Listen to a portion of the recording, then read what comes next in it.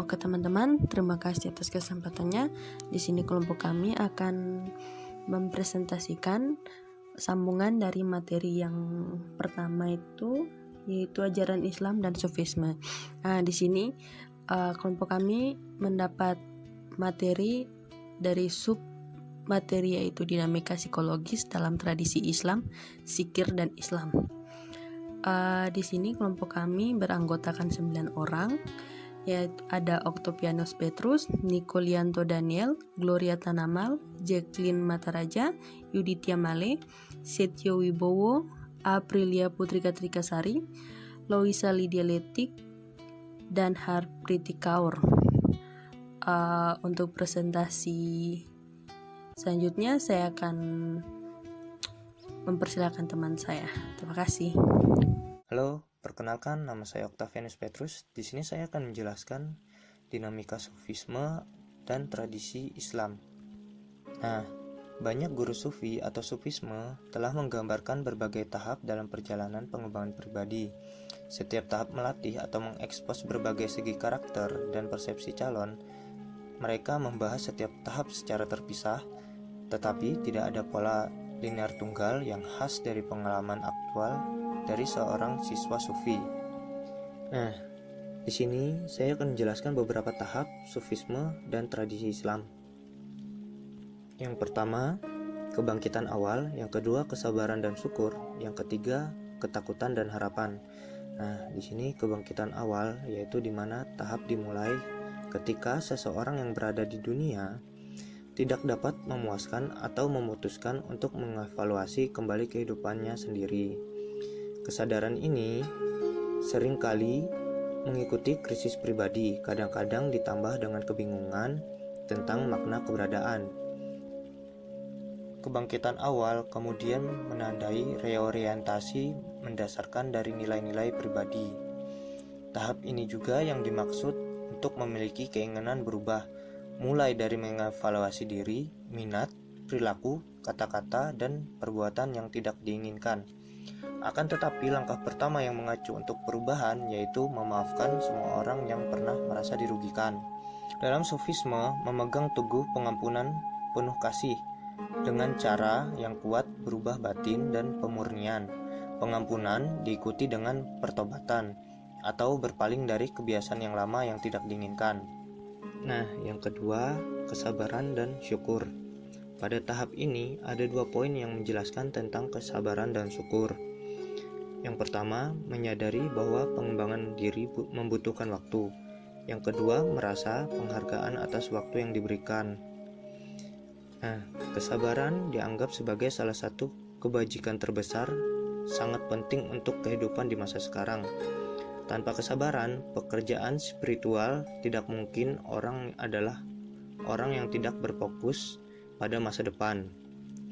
Tetapi doa dan meditasi membutuhkan perhatian yang terpusat dan terfokus pada saat ini. Nah, lalu rasa syukur berhubungan dengan pengertian bahwa segala sesuatu berasal dari Tuhan. Nah, yang ketiga, rasa takut dan harapan. Individu mencari persatuan dengan pengalaman ilahi, takut dan harapan. Ketakutan akan Tuhan ini bukan rasa takut akan dihukum atau dikirim ke neraka, tetapi lebih kepada pecinta rasa takut yang merayu cinta dari orang yang mereka cintai. Master Sufi Shibli menyatakan setiap hari dia diliputi rasa takut, pintu pengetahuan dan wawasan terbuka di hatinya. Nah, kedua, harapan memungkinkan seseorang untuk melihat diri sendiri dengan jelas dan jujur tanpa menjadi lumpuh. Esensi tasawuf adalah harapan. Ini adalah harapan bahwa Allah akan menerima upaya kecil kita dalam doa, pelayanan, dan sejenisnya. Harapan sufi terlepas dari keadaan pendek untuk maju dalam spiritual. Nah, sekian presentasi saya. Terima kasih. Poin selanjutnya tentang penyangkalan diri dan kemiskinan. Penyangkalan diri yang di sini berarti menjauhkan diri dari perbuatan salah untuk menghindari apapun yang diyakini oleh para penganutnya yang tidak selaras dengan jalan spiritual. Bagi orang-orang yang meyakini ajaran ini, mereka akan mengembangkan kesadaran diri dan belajar untuk menjaga keinginan dan dorongan-dorongan dari dalam dirinya sendiri. Ini mengarah pada keadaan terlepas dari dunia atau tidak terikat pada keinginan kita. Hal ini juga seperti tertulis di dalam Hutswiri, yaitu yang berbunyi, ketika hati dibersihkan, kemiskinan tidak lebih baik dari kekayaan, juga kekayaan tidak lebih baik dari kemiskinan. Kemiskinan yang dimaksud adalah kemiskinan rohani, yang berarti hati yang kosong dari keterikatan pada dunia ini. Kemiskinan rohani juga bisa berarti hati yang terbuka dan siap untuk dipenuhi oleh Allah. Sekarang, tentang kepercayaan kepada Tuhan. Individu yang menaruh kepercayaan kepada Tuhan telah menerima kepercayaan atau keesaan Tuhan. Mereka mencari segalanya dari Tuhan, bukan dari dunia. Para sufi mengakui perlunya upaya yang tulus dan juga percaya bahwa kesuksesan hanya diberikan oleh rahmat Allah. Hal ini juga sejalan dengan yang telah digambarkan oleh Al-Ghazali berkaitan dengan 3 tingkat kepercayaan, yaitu yang pertama adalah kepercayaan yang mungkin ditempatkan pada profesional yang terampil, seperti profesi dokter atau pengacara, atau bisa juga profesi psikolog. Yang kedua adalah kepercayaan seorang anak pada ibunya, yang dimana sang anak akan bergantung secara penuh kepada orang tuanya. Nah, yang ketiga adalah penyerahan sepenuhnya dari kehendak seseorang. Nah, ini berarti tentang orang yang bisa secara penuh mampu untuk menyerahkan dirinya kepada Tuhan. Ini bukan seperti seorang anak yang memanggil ibu, tetapi seperti seorang anak yang tahu secara mendalam bahwa ia akan terus dibimbing oleh ibunya bagaimanapun keadaannya.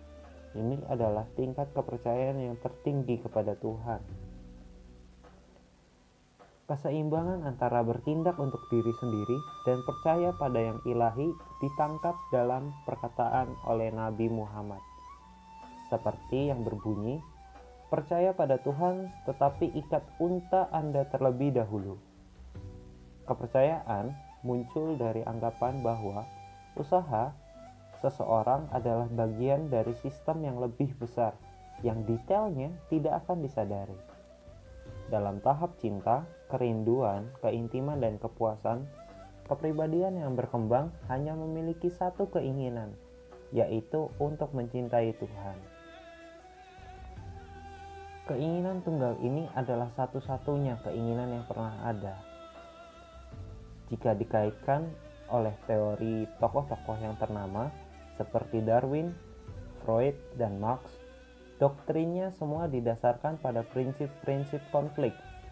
Namun, tasawuf atau yang berarti para ahli yang ada di penganut ajaran ini menemukan dan membuktikan bahwa mediator terbesar konflik rasional dan irasional dalam manusia maupun masyarakat adalah cinta. Jika Freud mengatakan kepada kita bahwa jika jiwa kita terikat pada konflik yang abadi, namun tasawuf mengedepankan janji integrasi penuh jiwa, yang berarti di mana janji yang dapat membawa sepenuhnya jiwa. Kepuasan datang dari mengetahui bahwa semua hal menyenangkan atau tidak menyenangkan datang dari Tuhan. Ketika mereka menikmati cinta dan rasa keintiman dengan Tuhan, para sufi tidak bisa tidak puas dengan apapun yang datang kepada mereka di dunia ini. Sekarang kita akan masuk kepada poin selanjutnya, yaitu niat, ketulusan, dan keadaan yang sebenarnya atau kebenaran. Tahap dari niat, ketulusan, dan kebenaran ini didominasi oleh kepedulian terhadap niat, bukan bentuk sebenarnya dari tindakan. Ada sebuah hadis terkenal mengatakan, niat memberi makna pada tindakan. Sheikh Musafir menggunakan contoh seorang yang berjalan di sebuah kota yang miskin, dan orang tersebut berkata, "Orang-orang miskin ini putus asa dan membutuhkan rumah sakit. Jika saya memiliki $1 juta, yang mana kalau dirupiahkan itu sekitar 14 miliar, saya akan segera membangun sebuah rumah sakit di sini." Jika orang tersebut yang memberikan pengumuman ini benar-benar tulus, sehingga jika ia menghasilkan $1 juta, uang tersebut akan segera dia gunakan untuk mendanai pembangunan rumah sakit. Maka pengumuman yang penuh dengan kemurahan hati tadi setara dengan dia yang benar-benar membangun rumah sakit. Padahal dia baru sekedar niat. Tapi kalau misalkan memang dia tulus, itu emang udah setara dengan pembangunan sebuah rumah sakit. Nah, hal tersebut adalah ketulusan niat yang diperhitungkan. Apakah tindakan tersebut akan berhasil atau tidak, itu kehendak dari Tuhan. Tapi, semua itu adalah niat batinnya seseorang yang memberikan makna pada semua tindakan. Jadi yang mau dikatakan pada poin ini adalah, jangan sampai seseorang itu hanya berkata-kata, jangan sampai seseorang itu hanya mengucapkan sebuah janji atau sebuah omongan yang kosong, tapi nggak ada niat apalagi ketulusan di dalamnya. Karena yang akan mengkeep sampai sebuah janji tersebut benar-benar direalisasikan adalah niat dan juga ketulusan di awal yang dia sertakan dalam omongannya dia.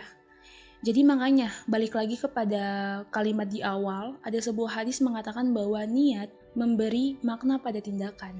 Jadi balik lagi, yang akan ditekankan di sini adalah jangan sampai sebuah omongan itu hanya menjadi sebuah omongan kosong, tapi sertakanlah juga niat dan juga ketulusan di dalamnya.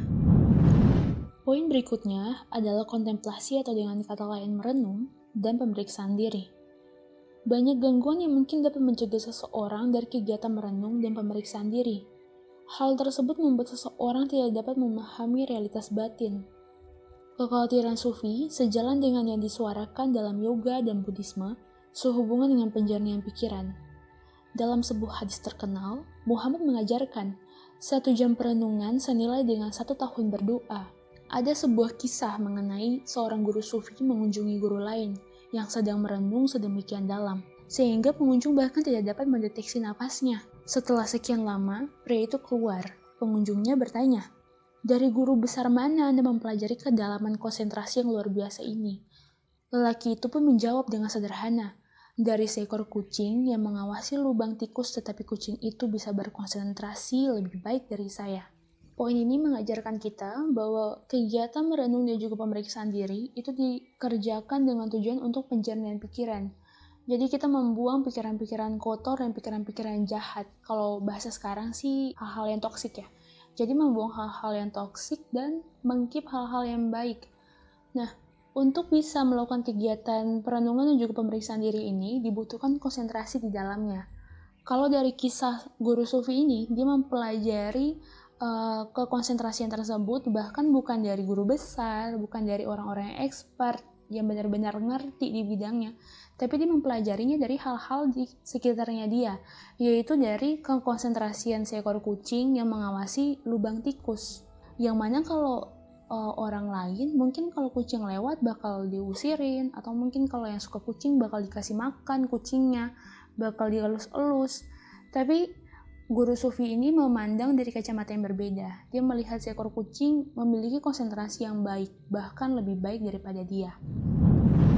Selanjutnya, ingatan akan kematian.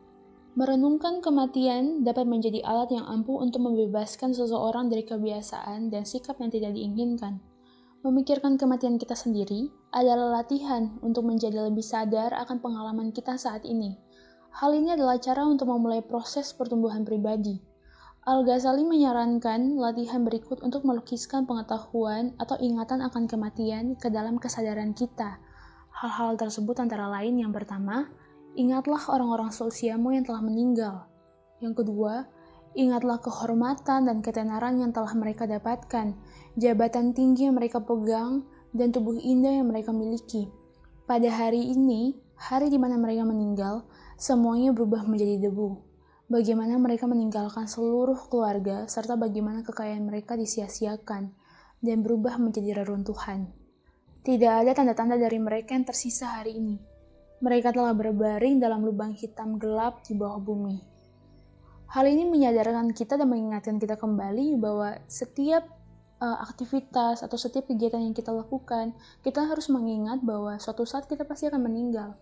Suatu saat apa yang telah kita dapatkan, mau itu ketenaran, kekayaan, keluarga yang menyayangi kita, suatu saat kita akan meninggalkan itu semua dan berbalik kepada Tuhan.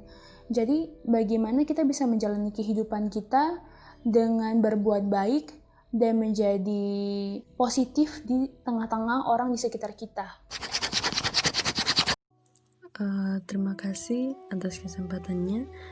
Di sini saya akan melanjutkan materi kelompok kami dengan judul materinya yaitu hambatan untuk bertumbuh dalam sufisme. Namun sebelum kita masuk pada materi ini, saya akan mengajak teman-teman untuk ikut dalam refleksi personal tentang mengenang kematian. Sekarang bayangkan Anda sudah mati. Anda telah memohon agar malaikat maut izinkan untuk hidup kembali. Anda memiliki banyak hal yang belum dilakukan dan malaikat maut tidak lagi memberikan Anda satu hari. Bayangkan bahwa besok adalah hari ekstra itu. Apa yang akan kamu lakukan? Bagaimana Anda akan menghabiskan hari Anda? Bagaimana Anda akan hidup dengan kesadaran akan kematian yang akan datang? Renungkan sesudahnya tentang apa yang ditimbulkan oleh refleksi ini dalam diri Anda. Apakah itu membangkitkan perasaan kuat? Apakah itu memberi Anda perspektif baru tentang kehidupan? Al-Ghazali tahun 1972 dia menggambarkan siklus tentang kematian dalam bukunya. Dia mengatakan bahwa jangan memiliki banyak harapan tentang suatu hal dan jangan engkau memikirkan kesenanganmu seumur hidup tanpa menyediakan suatu hari untuk merenungkan kematian dan bertobat, sebab tidak ada yang pernah tahu kematian akan datang pada jam dan waktu yang tidak terduga. Siklus ini dimulai dengan pertobatan dan berakhir dengan refleksi kematian. Refleksi ini mengarah kepada keadaan psikologis yang mendahului pertobatan. Sekarang kita akan masuk pada materi selanjutnya, yaitu hambatan untuk bertumbuh dalam sufisme. Hambatan utama untuk bertumbuh dalam sufisme adalah rendah diri atau lower self.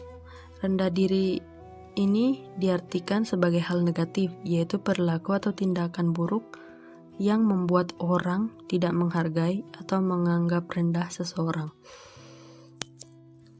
Hambatan untuk bertumbuh dalam sufisme yaitu yang paling sering manusia lakukan yaitu forgetfulness, lupa.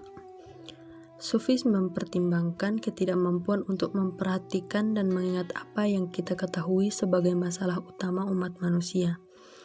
Kelalaian seperti itu mendukung semua kelemahan manusia lainnya dan psikopatologi. Hal ini melekat dalam rias wajah kita, yaitu kecenderungan untuk kehilangan pandangan akan asal-usul ilahi kita. Semakin kita ingat, kita mulai lupa. Orang-orang yang dipengaruhi oleh pengajaran sufisme menunjukkan bahwa tugas awal dari pekerjaan mereka adalah cukup untuk menyadari kesulitan seseorang atau sesama mereka. Dalam buku Orage tahun 1965 menulis demikian, keadaan terjaga saat ini tidak benar-benar terjaga. Menurut tradisi ini adalah bentuk tidur khusus yang sebanding dengan trans hipnosis. Dari saat kelahiran dan sebelum, kita berada di bawah saran bahwa kita tidak sepenuhnya bangun. Dan secara universal disarankan kepada kesadaran kita bahwa kita harus memimpikan impian dunia ini, seperti yang diimpikan oleh orang tua dan teman kita. Contohnya kayak kita memimpikan cita-cita kita berhasil di kemudian hari. Sama seperti mimpi di malam hari, gejala pertama bangun dari keadaan terjaga Yang kedua adalah kecurigaan bahwa keadaan terjaga kita saat ini juga sedang bermimpi. Menyadari bahwa kita sedang tidur berarti harus bangun. Dan untuk menyadari bahwa kita hanya terjaga sebagian adalah kondisi pertama untuk menjadi dan membuat diri kita lebih sepenuhnya terjaga. Hal ini disimpulkan oleh Harman tahun 1967 bahwa kita semua terhipnotis sejak bayi. Akibat wajarnya adalah kita tidak menganggap diri kita dan dunia tentang kita sebagaimana adanya, tetapi karena kita telah dibujuk untuk memahami mereka. Dalam hal ini, semua manusia dibujuk untuk mempunyai empati dan simpati. Refleksi pribadi. Apakah Anda tahu apa yang Anda sukai? Ini adalah latihan untuk membantu Anda menyelidiki ketidakpedulian pada diri Anda sendiri. Apakah Anda menyadari pilihan dan keputusan yang Anda buat? Misalnya, ketika Anda bangun di pagi hari, apakah Anda memang ingin benar-benar bangun? Anda mandi karena Anda suka atau Anda akan menghindarinya jika Anda bisa? Anda makan sarapan Anda, apakah itu jenis sarapan yang Anda sukai? Apakah Anda secara detail melakukan apa yang Anda sukai? Apakah Anda berbicara sesuka hati kepada orang lain? Apakah Anda benar-benar suka atau hanya berpura-pura menyukai seseorang? Ingat bahwa ini bukan pertanyaan tentang bertindak atas suka dan tidak suka Anda, tetapi hanya menemukan apa yang sebenarnya. Anda melewatkan hari demi hari.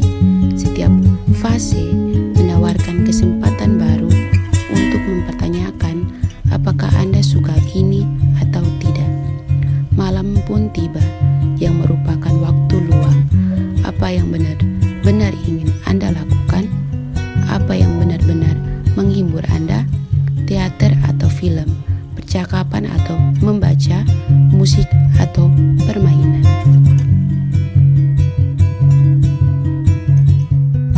Dan perlu Anda ketahui bahwa dalam tasawuf mengatakan, lakukanlah apa yang Anda sukai, bahkan sesuaikan dengan pilihan Anda sendiri.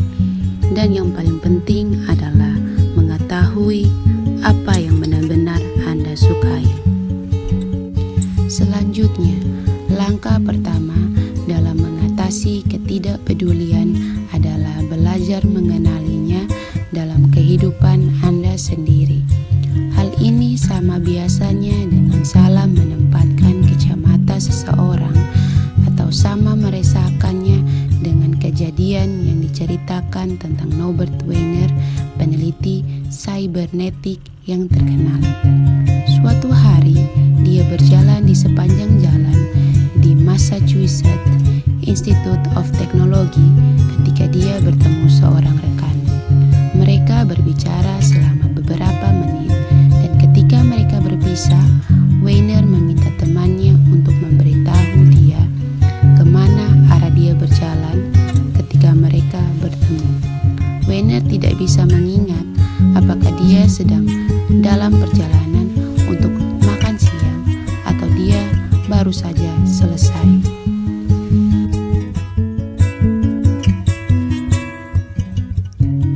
Struktur tubuh.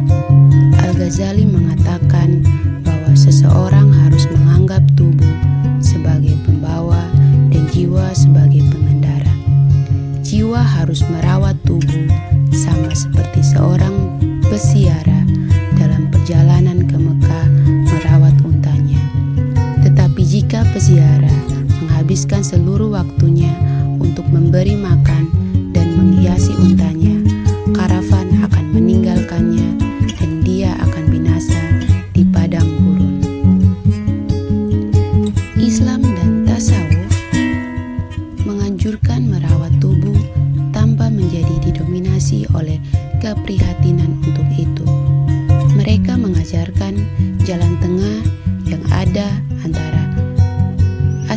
taoisme, dan heisme, sebuah pendekatan yang sangat mirip dengan Buddhisme.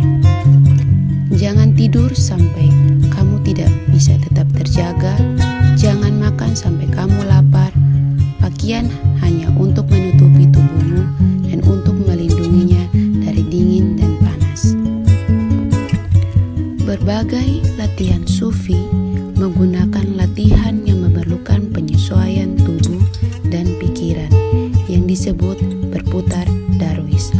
Tujuannya adalah untuk menghasilkan keadaan ekstasi ritual dan untuk mencapai selereis.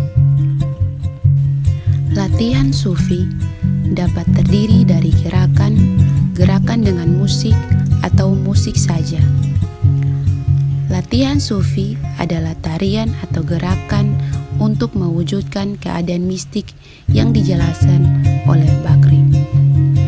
Tarian didefinisikan sebagai gerakan tubuh yang terkait dengan pikiran dan bunyi atau serangkaian bunyi.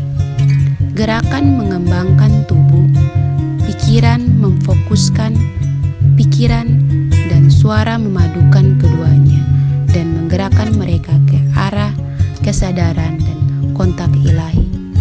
Keadaan ekstatik ini adalah kondisi fisik yang memungkinkan pengalaman batin tertentu yang dirasakan dan dapat dipahami.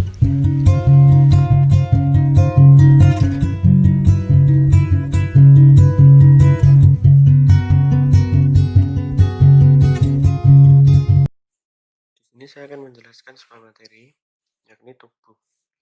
Al-Ghazali mengatakan bahwa seorang harus menganggap tubuhnya sebagai pembawa dan jiwa sebagai pengendara. Dia pun mengatakan bahwa jiwa harus dirawat atau merawat tubuh sama seperti orang peziarah dalam perjalanan ke Mekah dalam merawat untanya. Tetapi jika peziarah menghabiskan seluruh waktunya untuk memberikan makan dan untanya, maka dia akan ketinggalan dengan rombongan dan dia akan mati atau binasa di gurun. Itu artinya dia mengatakan seperti ini. Jika kamu di dunia hanya fokus untuk dirimu, keduniawian, maka kamu akan tidak mendapatkan akhirat. Kamu akan kesusahan di akhirat. Kamu hanya mendapatkan nikmat yang ada di dunia. Seperti itu. Menurut Al-Ghazali. Nah, yang kedua itu ada Ibnu atau Arabi 1992. Mereka mengajarkan jalan tengah yang ada antara asketisme dan hedonisme, sebuah pendekatan yang sangat mirip dengan Buddhisme. Nah, di sini tuh asketisme yang berarti orang yang berdiam diri atau mengendalikan nafsu tubuhnya di suatu tempat agar dia tidak tidak terbutakan oleh dunia, maka dia akan berdiam diri di suatu gua. Ini yang ada di literatur saya. Itu pada masa zaman dulu. Nah, kalau di zaman sekarang itu dia mengendalikan nafsunya dia, nafsu di dunianya dia untuk tidak seumpama nih saya ingin membeli ini, tapi saya jangan beli sih. Itu suatu dan hedonisme itu dia dia mengikuti nafsunya dia, tapi tidak terus-terusan. Jadi dia juga melihat tentang keduniawian dan ke akhiratnya begitu. Diikuti jalan tengah. Makanya ini disebut seperti Buddhisme seperti itu. Nah, selanjutnya itu ada hubungan sosial. Ibnu Arabi menekankan pentingnya bergaul dengan orang lain juga di jalan spiritual. Yang baik adalah memisahkan diri Anda dari orang-orang yang tidak percaya pada apa yang Anda yakini, yang tidak melakukan apa yang Anda lakukan, dan yang menentang keyakinan Anda. Namun pada satu sama lain, Anda tidak boleh berpikir buruk tentang mereka atau mengutuk apa adanya mereka. Nah, di sini tuh berhubungan sosial tuh mereka berarti kalau untuk spiritual disarankan atau lebih baik dia sesuai apa yang dia yakini. Tapi dia tidak juga mengutuk orang-orang yang tidak sekeyakinan dengan dia. Mereka seperti contohnya gini, saya Muslim, teman-teman saya banyak yang Nasrani. Tapi saya tidak mengusik tentang apa namanya kerohanian mereka dan keyakinan mereka dan keimanan mereka. Ya udah kita bersosial sosial saja, tapi tidak masuk ke spiritual mereka seperti itu. Nah, menurut Al-Ghazali, sahabat sejati atau persahabatan sejati itu mencakup 8 tanggung jawab, antara lain bantuan materi, dukungan pribadi, hormat, pujian dan perhatian, pengampunan, doa, loyalitas, dan bantuan dari ketidaknyamanan. Nah, dari kedelapan itu, untuk yang pertama, bantuan materi itu Anda memiliki kewajiban untuk membantu rekan Anda dengan makanan atau uang untuk kelangsungan hidup orang tersebut. Seperti itu.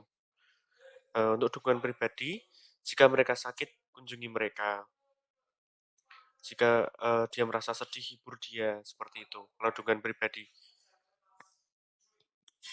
Kalau untuk hormat, kita saling menghormati. Tidak ada yang salah. Jika dia salah, kita ingatkan. Seperti itu. Ya, itu namanya hormat. Tidak menyalahkan. Kamu itu salah seperti ini, itu tidak. Tapi diberitahu, oh kamu salahnya di sini. Lebih baik seperti ini. Seperti itu. Nah, terus keempat tuh pujian dan perhatian. Anda harus memuji sifat baik dari teman Anda dan biarkan mereka tahu bahwa Anda peduli terhadap mereka. Seperti itu. Berikan perhatian jika ada sesuatu yang ada apa? Cerita gitu, contohnya seperti itu. Kalau ada masalah, sini cerita. Seperti itu. Kelima itu ada pengampunan. Sangat membantu untuk manfaat orang lain atas kegagalan mereka. Ketika seseorang gagal, jangan salahkan dia atas kegagalannya, tetapi support dia, bangkitkan dia lagi. Kamu tuh belum gagal, ayo kita coba lagi. Seperti itu contohnya. Nah, keenam itu ada doa. Anda berhak berdoa untuk kesejahteraan teman Anda dengan semangat yang sama seperti Anda berdoa untuk kesejahteraan Anda sendiri. Seperti itu. Jadi kita mendoakan teman saya seperti contohnya saya mendoakan teman saya seperti saya mendoakan diri saya sendiri. Wah, ya Allah semoga saya mendapatkan rezeki. Dan saya mendoakan teman saya pun seperti itu. Contohnya seperti itu. Nah, yang ketujuh ada loyalitas. Anda harus tegas dalam persahabatan dan Anda sehingga Anda dapat mengendalikan seluruh mereka. Contohnya seperti ini. Aku butuh bantuan. Kamu bisa seperti ini. Kamu pintar dalam komputer. Tolong dong komputerku dibetulkan. Nah, seperti itu. Kalau kamu nanti butuh apa lagi, bisa bantuan ke aku. Nah, contohnya seperti itu. Saling membantu. Yang terakhir itu ada bantuan ketidaknyamanan. Anda hendaknya tidak menciptakan situasi yang canggung atau sulit yang dilibatkan teman Anda. Anda harusnya tidak menjadi beban bagi orang lain. Nah, di sini kita harus bisa menjadi seseorang yang menyesuaikan menyesuaikan situasi dan kondisi. Ketika teman kita susah, sahabat kita susah, itu jangan kita tambah susah, jangan bebani dia dengan kok kamu bisa gini, nah, contohnya seperti itu. Tapi ada apa? Kalau kita masalahnya di mana, kita cari solusi bersama, seperti itu contohnya. Jangan ketika dia sudah tambah disudutkan lagi, itu bukan teman nih. Seperti itu contohnya. Nah, yang terakhir ada kehendak. Kehendak ini dibagi menjadi dua lagi, yang itu kehendak ilahi dan kehendak bebas. Nah, sedangkan kehendak sendiri itu diartikan sebagai kualifikasi dan menentang dari satu definisi. Kehendak bagi Sufi akan bervariasi dalam sifat, kualitas, dan signifikansi dalam kaitan langsung dan dengan tahapan yang telah diciptakan sang calon, menurut Kant 1974. Sedangkan kehendak ilahi itu sendiri itu berbeda dengan kehendak bebas. Kehendak ilahi itu digambarkan sebagai hukum alam yang fundamental. Maka jika yang sudah dikehendakkan oleh Tuhan, kita nggak bisa mengganggu gugatnya lagi, atau kehendak ilahi itu. Nah, sebagai contohnya gini, orang yang dikehendaki Tuhan dia akan sakit, maka dia akan sakit walaupun dia sudah menjaga di tubuhnya, menjaga makannya, menjaga kesehatannya itu, walaupun kehendak dia sudah menjaga seperti itu, tapi kehendak Tuhan dia akan sakit, ya dia akan sakit seperti itu. Kehendak Tuhan dia akan meninggal, ya dia akan meninggal. Dia nggak bisa bersembunyi di mana-mana, dimanapun dia bersembunyi ya. Ketika kehendak Tuhan dia meninggal, ya meninggal seperti itu. Nggak bisa diganggu gugat. Nah, yang terakhir itu ada kehendak bebas. Kehendak bebas itu dianggap sebagai bagian dari sifat manusia. Umat manusia memiliki kecenderungan dan kapasitas unik untuk melakukan tindakan atau yang bertentangan dengan hukum kodrat dan tidak sesuai dengan kesehatan fisik, mental, dan spiritual. Tidak seperti binatang, kita dapat berpaling dari kepentingan terbaik kita sendiri. Nah, kehendak bebas itu seperti kita memiliki kehendak untuk apapun. Seperti kita bebas berkehendak untuk menikah kapan, untuk bersekolah di mana, itu kehendak kita bebas, dianggap dari sifat manusia. Seperti itu.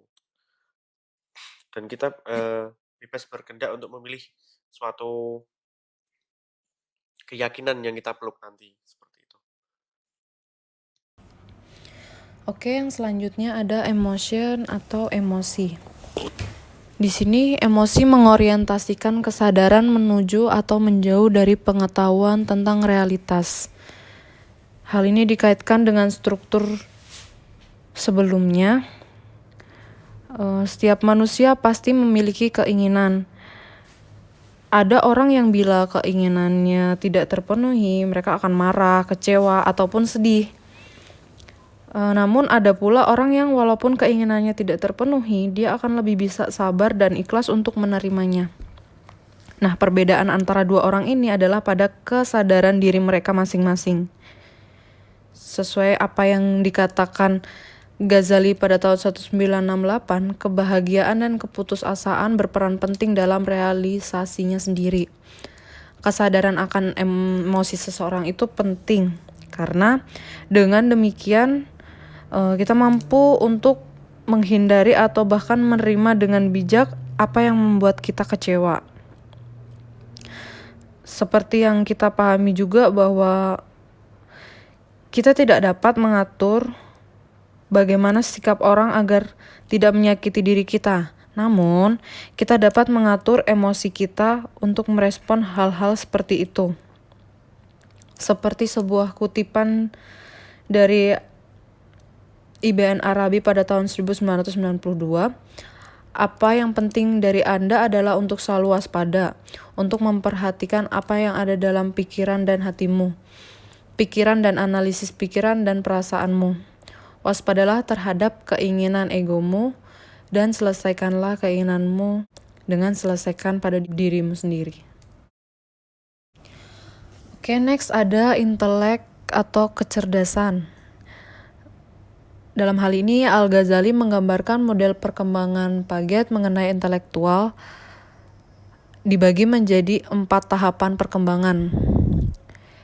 Tahap pertama ada dorongan untuk memahami. Dalam psikologi barat, dorongan untuk memahami itu sebagai karasitas atau kebutuhan akan kompetensi. Perbedaan yang signifikan di sini antara psikologi timur dan barat adalah pada tujuannya, di mana dorongan untuk memahami lebih bertujuan pada refleksi atas dirinya. Namun pada psikologi barat lebih pada tujuannya untuk persaingan antar individu. Berikutnya, perkembangan tahap kedua adalah kecerdasan yang bertujuan. Hal ini adalah kemampuan agar orang yang memiliki kecerdasan haruslah disertai dengan tujuan dari pemikirannya,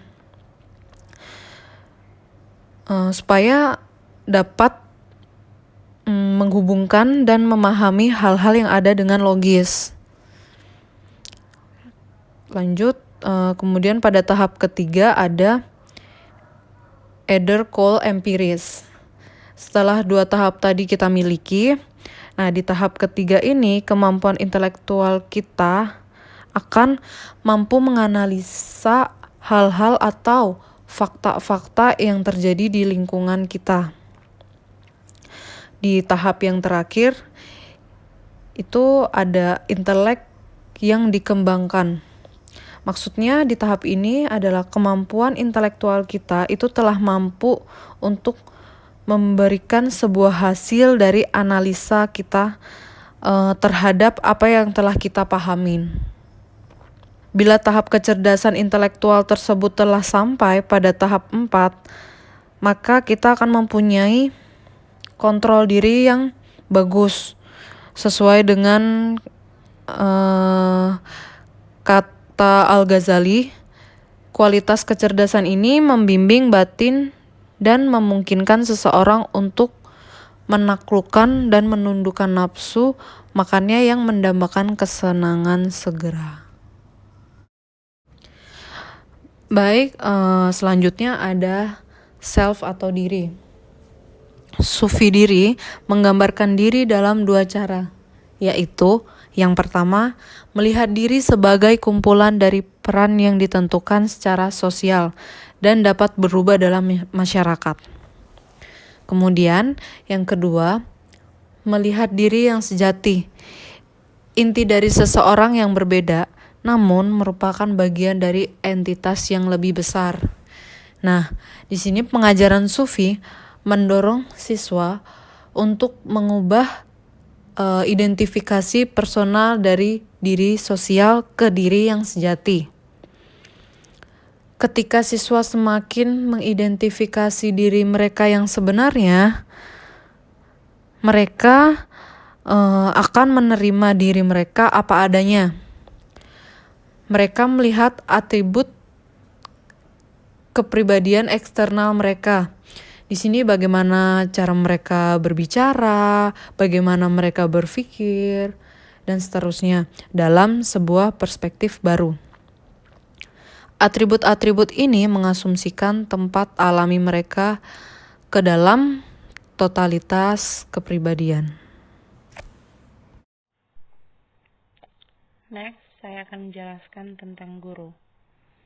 Para sufi memandang guru sebagai tabib jiwa, karena hanya sedikit dari kita yang memiliki pengetahuan spiritual untuk mendiagnosis diri kita dengan benar, dan lebih sedikit lagi yang dapat menyembuhkan diri kita sendiri.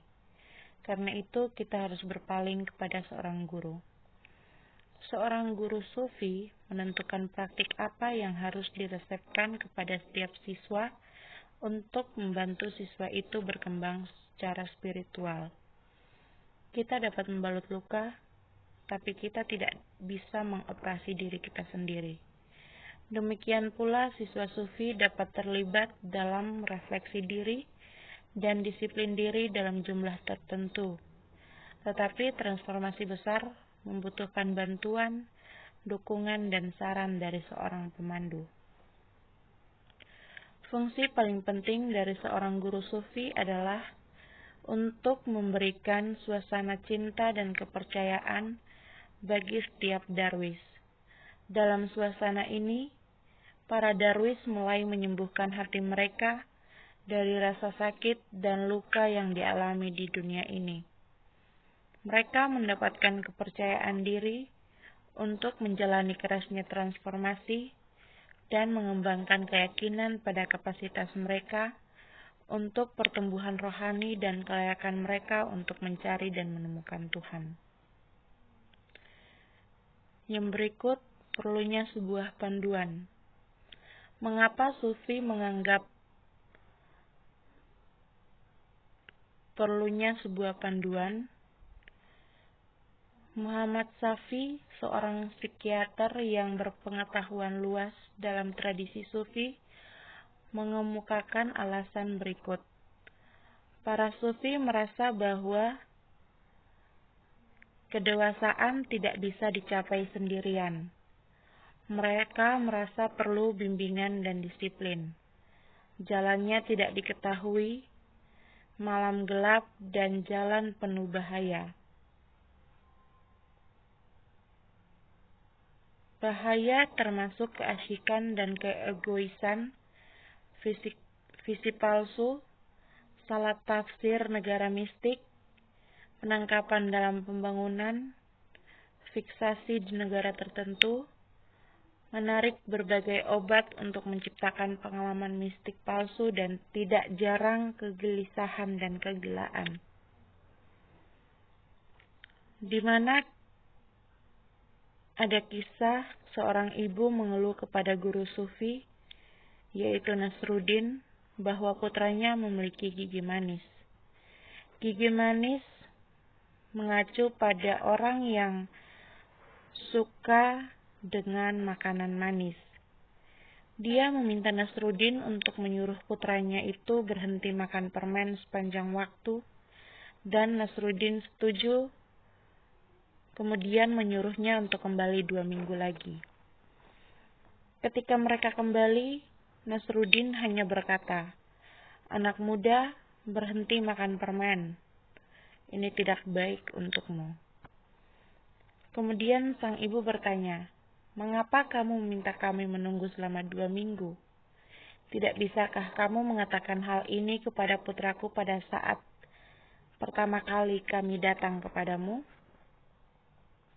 Nasruddin menjawab, "Tidak, saya tidak mungkin memberitahu putra Anda 2 minggu yang lalu. Pertama, saya harus berhenti makan permen." Kisah ini tampak lucu hanya karena kita terbiasa mempelajari fakta dan membicarakannya tanpa hidup dari apa yang telah kita pelajari. Salah satu syarat seorang guru adalah mempraktekkan apa yang dia ajarkan. Kata-kata kosong tidak membantu siapapun. Halo teman-teman, saya mau melanjutkan presentasi dari teman saya. Yang pertama, tidak semua ajaran sufi dapat dikomunikasikan dengan kata-kata. Sufisme sering digambarkan sebagai jalan metafora yang menunjukkan asal dan tujuan. Dan yang kedua, menurut Arabi, sufisme memiliki 4 tahap praktik dan pemahaman. Yang pertama adalah syariah, hukum agama eksoteris. Dan yang kedua adalah tarika, jalan mistik. Ya, dan ketiga adalah hakika, kebenaran. Dan yang keempat adalah marafia, genosis. Selanjutnya, nafs adalah proses hidup yang terdiri dari impuls atau dorongan untuk memuaskan hasrat yang mendominasi alasan atau penilaian. Proses ini berasal dari interaksi tubuh dan jiwa. Nafs telah dikategorikan ke dalam tingkatan-tingkatan diri berikut ini: diri tirani, diri yang menyesal, diri yang diilhami, diri yang tenang, diri yang senang, diri yang berkenan kepada Allah, dan diri yang murni. Ketiga, ketidakpedulian dan nafs atau rendah diri adalah hambatan utama untuk pertumbuhan tasawuf. Nafs adalah sumber dari sebagian besar sifat negatif kita seperti kesombongan, keserakahan, kemarahan, dan kemunafikan. Untuk mengubah nafs menjadi kualitas positif adalah salah satu tujuan besar tasawuf.